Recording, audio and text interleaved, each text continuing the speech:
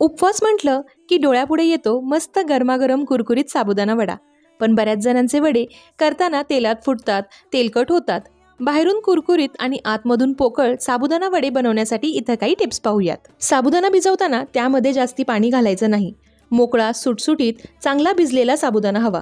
तिखटापुरती हिरव्या मिरचीची पेस्ट, चवीपुरतं मीठ आणि उकडलेला बटाटा घालून हे मिश्रण चांगलं मळून घ्यायचं. बटाटा जर जास्ती झाला तर आपले वडे तेलकट होतात आणि तोच जर बटाटा कमी झाला तर मग वडे तेलात सुटतात. पीठ हातावर घेऊन जेव्हा वडा तयार करतो तेव्हा थोडा दाब देऊन तो एकजीव घट्ट करावा. खूपच अलगद वळलेला वडा तेलात हमखास फुटतो. वड्याचं मिश्रण जास्ती ओलसर झाल्यास त्यामध्ये वरून साबुदाण्याचं पीठही घालू शकता. वडा तेलात सोडला की गरम तेलात थोडा वेळ सेट होऊ द्यायचा आणि मग पलटी करायचा. एका वेळेस खूप जास्ती वडे तळायला घ्यायचे नाही. तसं झाल्यास तेलाचे तापमान कमी होते, वडे तेल शोषू लागतात आणि मग ते तेलकट होतात. गॅसच्या मध्यम आचेवर मस्त सोनेरी कुरकुरीत वडे तळून घ्यायचे.